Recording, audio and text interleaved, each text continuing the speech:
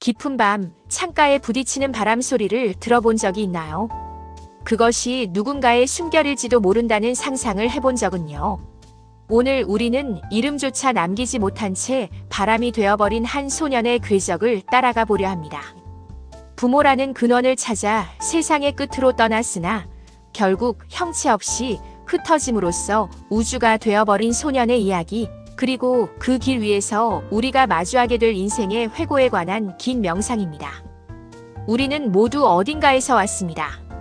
하지만 소년은 자신이 어디에서 왔는지 알지 못했습니다. 소년에게 부모란 존재는 단순히 생물학적 기원이 아니라 자신이 이 거친 땅에 발을 붙이고 서 있을 이유를 증명해줄 유일한 뿌리였습니다. 소년은 아주 어린 나이에 길을 나섰습니다. 보따리 하나 없이 오직 마음속에 품은 어머니의 희미한 향기와 아버지의 낮은 목소리라는 환영만을 이정표 삼아서 말이죠. 소년의 발걸음은 처음엔 가볍고 경쾌했습니다. 세상은 넓고 어딘가에는 나를 안아줄 품이 반드시 존재할 것이라는 순진한 믿음이 있었기 때문입니다. 하지만 인생이라는 기행은 늘 그렇듯 초심자의 기대를 무참히 짓밟으며 시작됩니다. 소년이 처음 마주한 것은 고독이라는 이름의 광야였습니다. 낮에는 뜨거운 태양이 살갗을 태우고 밤에는 시린 고요가 뼈마디를 파고들었습니다. 소년은 마을을 지날 때마다 사람들에게 물었습니다. 나를 닮은 사람을 보지 못했나요? 사람들은 가련한 소년을 보며 혀를 차기도 하고 때로는 빵 한 조각을 내어주기도 했지만 아무도 소년이 찾는 답을 알고 있지 않았습니다. 여기서 우리는 첫 번째 지혜를 마주합니다. 우리가 인생에서 그토록 갈구하는 정답은 대개 타인의 입술 끝이 아니라 내가 걸어온 발자국 뒤편에 숨어 있다는 사실을 말입니다. 소년은 계속 걸었습니다. 산을 넘고 강을 건너며 소년의 신발은 닳아 없어졌고 소년의 발바닥은 굳은 살로 딱딱해졌습니다. 소년은 더 이상 아픔을 느끼지 못하게 되었습니다. 그것은 성장이었을까요? 아니면 무뎌짐이었을까요?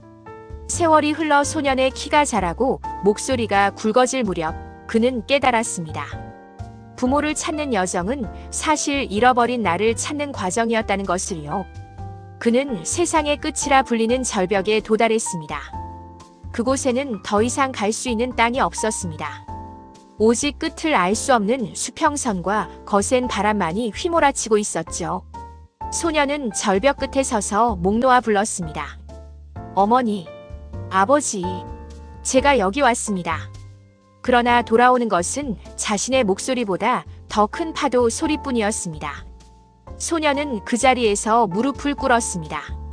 평생을 바쳐 달려온 목적지가 텅 빈 공간일 뿐이라는 사실을 마주했을 때 소년의 몸은 서서히 투명해지기 시작했습니다. 육체라는 것은 결국 집착의 산물일지도 모릅니다. 내가 누구인지 증명하고 싶어하는 욕망, 타인에게 인정받고 싶어하는 갈망이 우리를 단단한 물질로 묶어두는 것이죠. 소년은 절벽 끝에서 그 모든 욕망을 내려놓았습니다.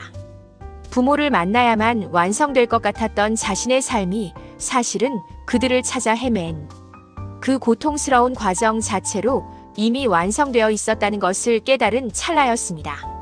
소년의 손가락 끝이 입자로 흩어지고 그의 심장 박동이 대기의 진동과 동화되기 시작했습니다. 소년은 사라진 것이 아니라 세상 모든 곳에 존재하는 바람이 된 것입니다. 이제 소년은 더 이상 걷지 않습니다. 대신 흐릅니다.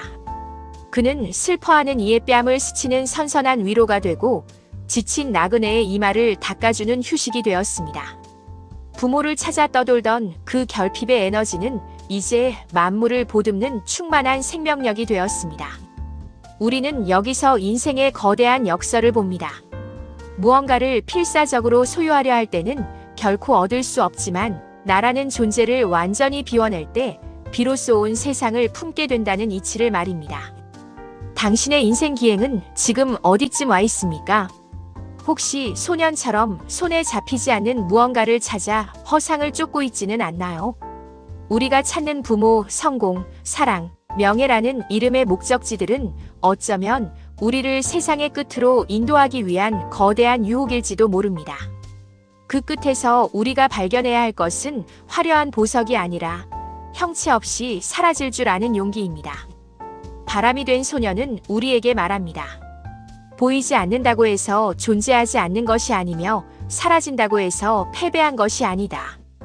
인생은 결국 나라는 형체를 지워가는 과정입니다. 태어날 때 부여받은 이름, 직위, 소유물들을 하나씩 바람에 날려보내고 마침내 본연의 순수한 영혼으로 돌아가는 길입니다. 소년이 바람이 되어 전 세계를 자유롭게 유영하듯 우리 또한 삶의 무게를 덜어낼 때 비로소 진정한 자유를 얻습니다. 과거의 후회와 미래의 불안이라는 무거운 외투를 벗어 던지십시오. 지금 이 순간 당신의 귓가를 스치는 바람 소리에 집중해 보세요. 그것은 세상 끝까지 갔던 소년이 돌아와 당신에게 건네는 안부일지도 모릅니다. 괜찮다, 다 괜찮다. 너 또한 결국엔 아름다운 바람이 될 것이니. 이 긴 여정의 끝에서 우리는 모두 만납니다. 형체는 없지만 분명히 존재하는 대기 속에서 서로의 숨결을 공유하며 말이죠. 소녀는 더 이상 외롭지 않습니다. 그는 이제 나무를 흔드는 노래가 되었고 바다를 일구는 파도가 되었으며 당신이 내뱉는 깊은 한숨 뒤의 고요가 되었습니다. 인생이라는 기행은 정답을 찾는 여행이 아니라 정답이 없음을 인정하고 그 빈 공간을 사랑으로 채우는 여정입니다. 바람이 된 아이의 이야기는 여기서 멈추지만 그가 일으킨 바람은 지금도 당신의 머리카락을 만지며 흐르고 있습니다. 당신의 남은 기행이 부디 무겁지 않기를, 소년의 바람이 당신의 등 뒤를 따스하게 밀어주기를 진심으로 바랍니다.